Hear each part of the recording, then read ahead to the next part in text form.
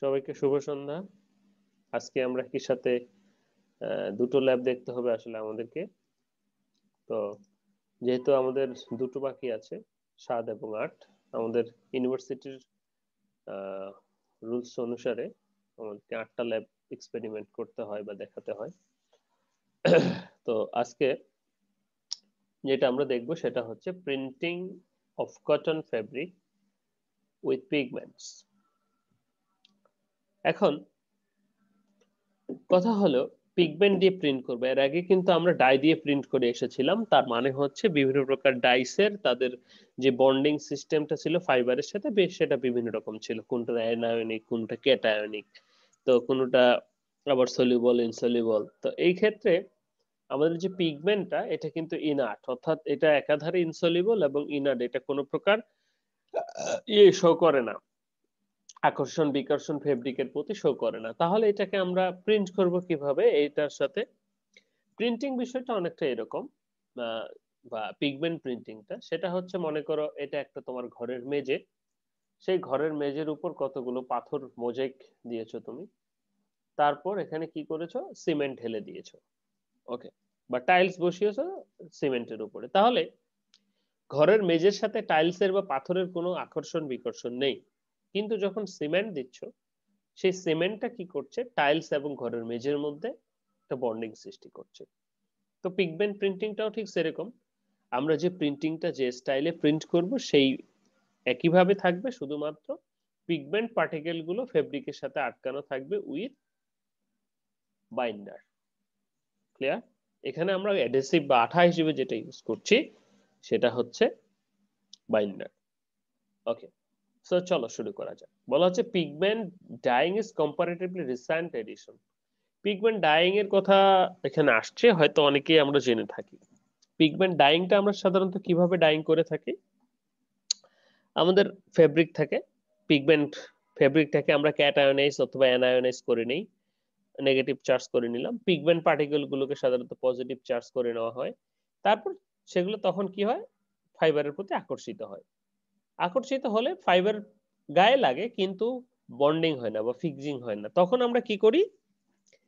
এখানে binder apply করি, স্টেন্টারে binder apply করি। বাইন্ডার অ্যাপ্লাই করলে কি হয়? সেই ফেব্রিকের উপরে যে ডাইসের দানাগুলো, সরি পিগমেন্টের দানাগুলো রয়েছে সেগুলো আটকে যায়। এটা হচ্ছে আমাদের ডাইং, অর্থাৎ পিগমেন্ট ডাইং। একইভাবে pigment printing. So in this process of pigment dyeing, no actual chemical reaction take places between the dye and the fabric.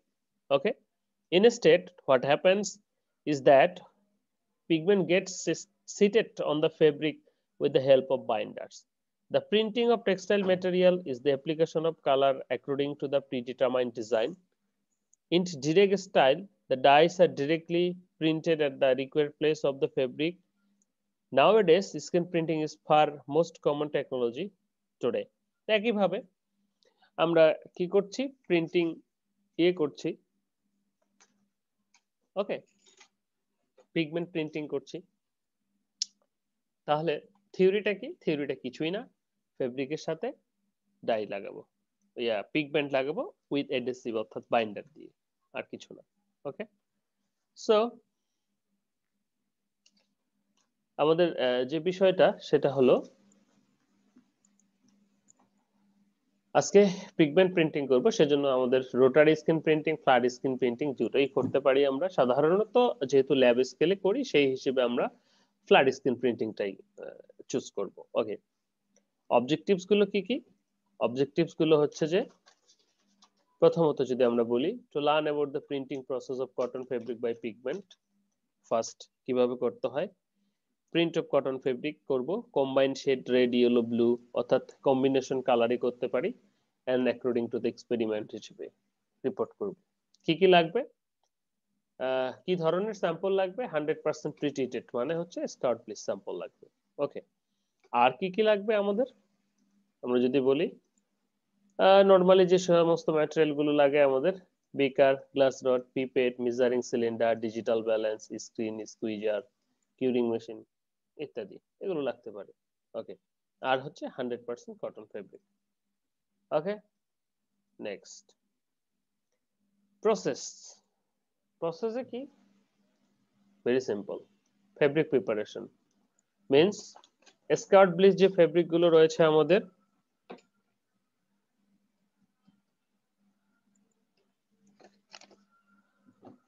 সেখানে কি হচ্ছে যে ফেব্রিক প্রিপারেশনে সেখানে কি হচ্ছে আমাদের আমরা প্রথমে করছি স্কার্ট ব্লিচ ফেব্রিক লাগছে আমাদের preparation of the print paste আমাদের প্রিন্ট পেস্টটা প্রিপারেশন করতে হচ্ছে কিসের উপর বেস করে প্রিন্ট পেস্ট প্রিপারেশন করব আমরা অ্যাকর্ডিং টু দা রেসিপিটা আমরা নিচে দেখছি application of the print paste on the surface of the fabric আমরা কি করছি সারফেসে ফেব্রিক সারফেসে অ্যাপ্লাই করছি স্কিনের মাধ্যমে then drying the printed fabric dry করছি দেন কিউর করব ওকে নাও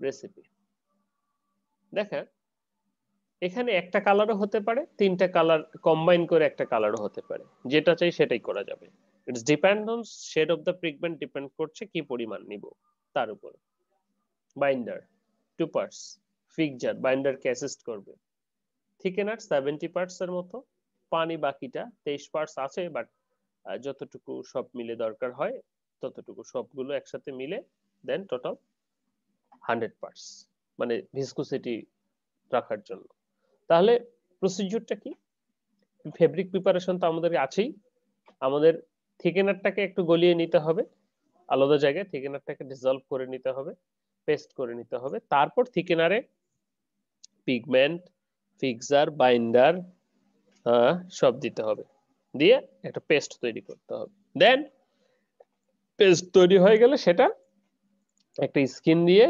ফেব্রিকের উপরে টানবো তারপর ড্রাই করব তারপর কিউরিং করব 150 30 কিউরিং করার পর সেটা ওয়াশ করব শেষ ভেরি সিম্পল প্রসিডিউর ওকে ওয়ার্কিং প্রসিডিউরটা কি তাহলে বলা হচ্ছে যে pigment printing has gained much more importance today for cellulosic fibers so for most commonly applied technique pigment printing presses contain thickening agent binder and if necessary other auxiliaries such as fixing plasticizer defoamers এগুলো চাইলে add করা যায় white disprise based emulsion এটা মাঝে মাঝে use করা হতো এখনকার হয় না after applying the printing paste the fabric is dried then the pigment is normally fixed with hot air okay and then বলা হচ্ছে depending on the type of the binder formulation fixation can also achieve by storage 20 degree centigrade for a few days ও রেখে দেওয়া যায় the advantage of the pigment printing is that the process can be done without subsequent washing এটার excessive কোনো washing ছাড়াই কিন্তু use করা যায় সো আলটিমেট ওয়ার্কিং প্রসিডিউরটা হচ্ছে print paste preparation fabric preparation করো প্রিন্ট পেস্ট প্রিপারেশন করো প্রিন্ট করো কিউরিং ড্রাইং করো কিউরিং করো ডান এটা একটা ছবি পিগমেন্ট প্রিন্টিং এর preparation to make the print paste carefully করতে হবে যেটা ভিসকোসিটির ব্যাপারটা থাকে curing should be done in accurate temperature conclusion তো কনক্লুশন আর কি যে কোথায় কোথায় অ্যাপ্লিকেশন হচ্ছে সেগুলো এবং কিভাবে করতে পারি তো এই হচ্ছে আমাদের pigment printing okay so if any question about the pigment printing then please pigment printing সম্পর্কে আমাদের কোনো কোশ্চেন আছে কিনা এনিওয়ান না হলে আমরা নেক্সট এক্সপেরিমেন্টে যাব ওকে মনে হয় না স্যার কারো আছে ঠিক আছে আমরা নেক্সট এক্সপেরিমেন্টে চলে যাই ওকে এক্সপেরিমেন্ট 8 শেয়ার করা দেখা যাচ্ছে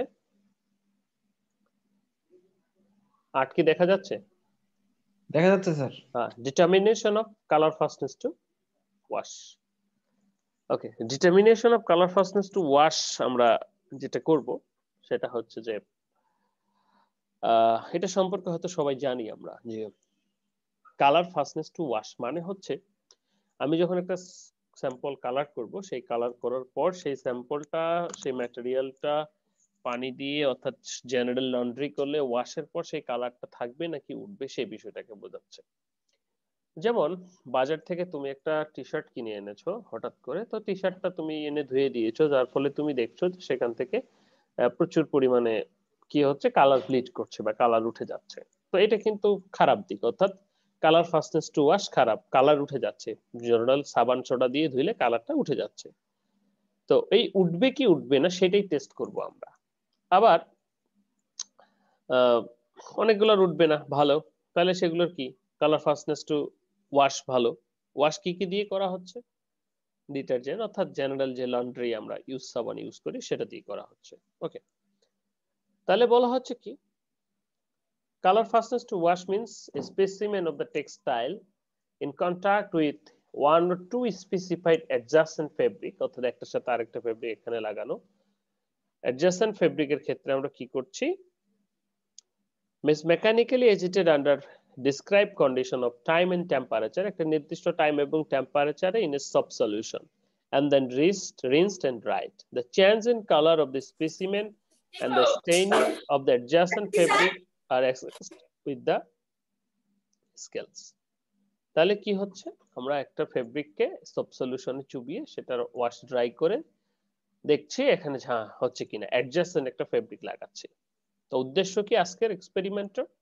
উদ্দেশ্য হচ্ছে to learn about the colour fastness to washing সম্পর্কে জানা, to learn about the process to the test colour fastness to washing, the process to the to test colour fastness to washing সম্পর্কে জানা।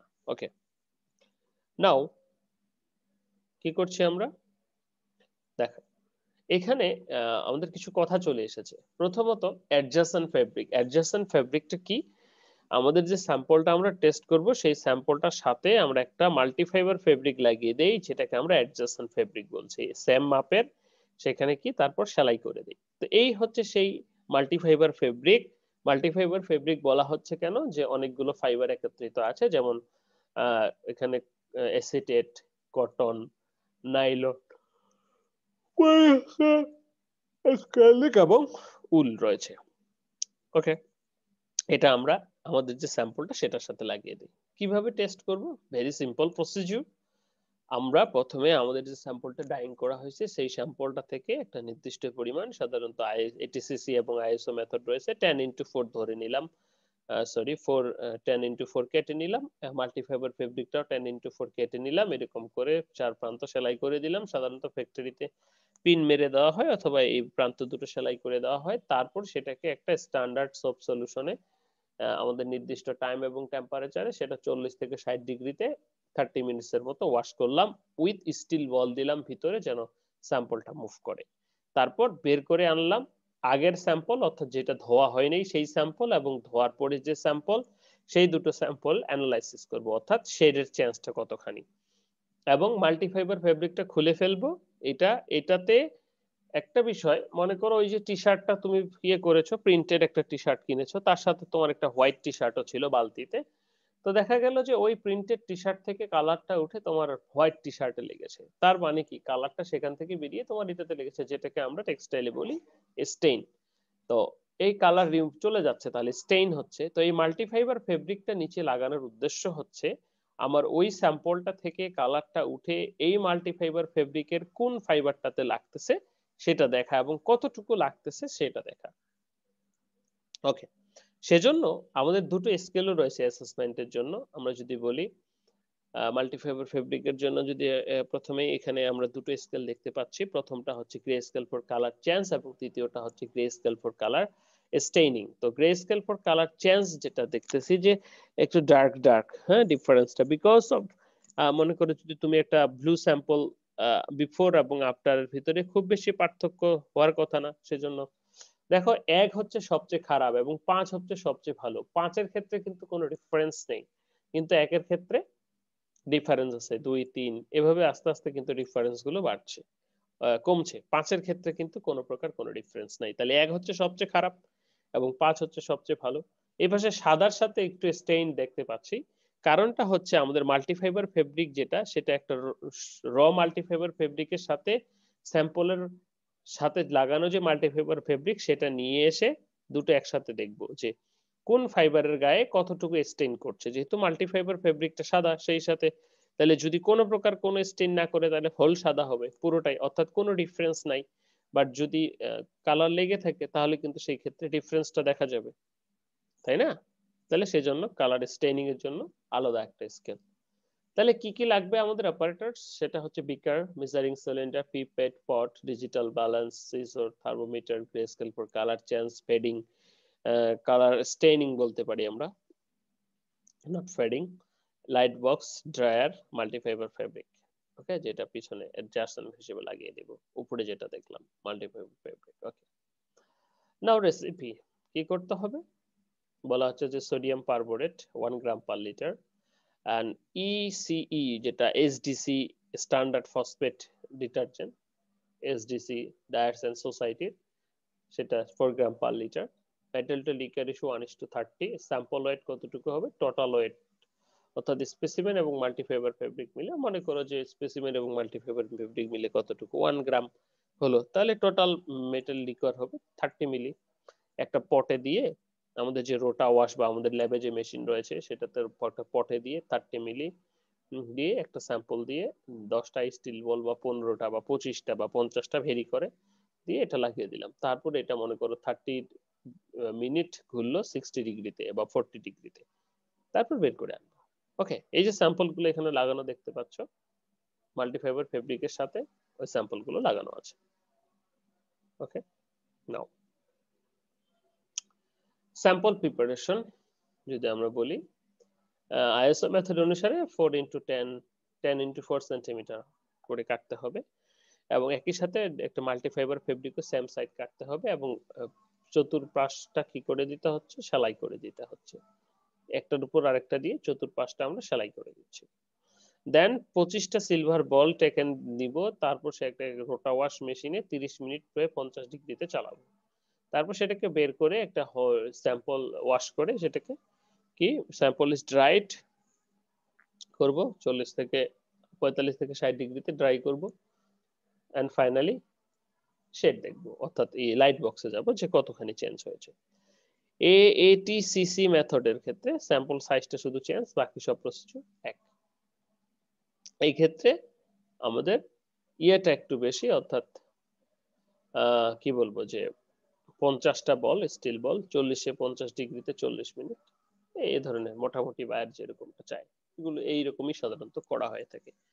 ওকে, তাহলে আমার স্যাম্পলটা হলো, বের করে আনলাম, বের করে ড্রাই করলাম এবং আমার ফেব্রিকটা খুলে ফেললাম ইয়ে থেকে, অ্যাডজাসেন্ট ফেব্রিকটা অর্থাৎ মাল্টিফাইবার ফেব্রিকটা খুলে ফেললাম। এবার আমরা টেস্ট করব। টেস্টের জন্য কি বলা হচ্ছে যে grey scale used for checking the range 9 parts from 5 to 1, 5 থেকে 1 আমরা দেখেছি, 1, 1 থেকে 2, 2 থেকে 3, 3 এভাবে। and the difference color chips are rating, ওই যে আমার না ধোয়া স্যাম্পলটা এবং ধোয়া স্যাম্পলটা দুটো পাশাপাশি রেখে সেট, অর্থাৎ ডিফারেন্সটা দেখবো এবং আমার স্কেলের কোন ডিফারেন্সের সাথে মিলে সেটা করব। একইভাবে স্টেইনিংটাও, অর্থাৎ আমার র মাল্টিফাইবার ফেব্রিকটা বসাবো, অর্থাৎ যেটা আমরা রিল থেকে কেটে, অর্থাৎ যেটা কিছু করি নাই এবং যেটা ফেব্রিকের সাথে ছিল, তারপর দেখবো স্টেইনিংটা কোথায় হয়েছে, সেটা অনুসারে আমাদের যে স্কেল রয়েছে সেই স্কেলের কোন পার্টের সাথে মিলে সেটা দেখবো। তাহলে আমার রেটিংটা হয়ে গেল, দুটোরই রেটিং 1 থেকে 5। ওকে, এরপর প্রিকুয়েশন বলা হচ্ছে যে sample should cut correctly and carefully কাটতে হবে, solution should be prepared accurately, time should be maintain, and sample should be properly and accurately. Conclusion কি যে সম্পর্কে জানি এবং we should maintain the requirements of the buyer। তো এই হচ্ছে আমাদের টেস্ট স্যাম্পল। সিম্পলি যদি বলি যে ফেব্রিকটার টেস্ট করতে হবে সেটার স্যাম্পল কেটে নিব, তার সাথে একটা মাল্টিফাইবার ফেব্রিক পিছনে লাগিয়ে দিব সেলাই করে, সেটাকে একটা স্টিল পটে নিব, সেখানে ডিটারজেন্ট সব সহ একটা সলিউশন আছে অ্যাকর্ডিং টু 1:30, সেখানে স্টিল বল পট দিব, সেটাকে 30 থেকে 40 মিনিট 40 থেকে 60-এ চালাবো, যে কোনো টেম্পারেচারে চালিয়ে সেটা বের করে ড্রাই করে সেখান থেকে খুলে নিয়ে দেখব প্রথমত ওয়াশ করা স্যাম্পল এবং ওয়াশ না করা স্যাম্পলের শেড ডিফারেন্সটা কিরকম, এবং নর্মাল মাল্টিফাইবার ফেব্রিকের সাথে যে সব মাল্টিফাইবার ফেব্রিকটা পিছনে লাগানো ছিল সেটা ডিফারেন্সটা কিরকম। সো এই ছিল আজকে আমাদের যে determination of colour fastness two wash procedure, So if any question, then please. কারো কোনো প্রশ্ন আছে? আমাদের আজকের এই determination to colour fastness to wear সম্পর্কে কারো কোনো প্রশ্ন আছে? Anyone? না স্যার, না স্যার, নাই মনে হয় কারো। ওকে, যদি না থাকে তাহলে ওকে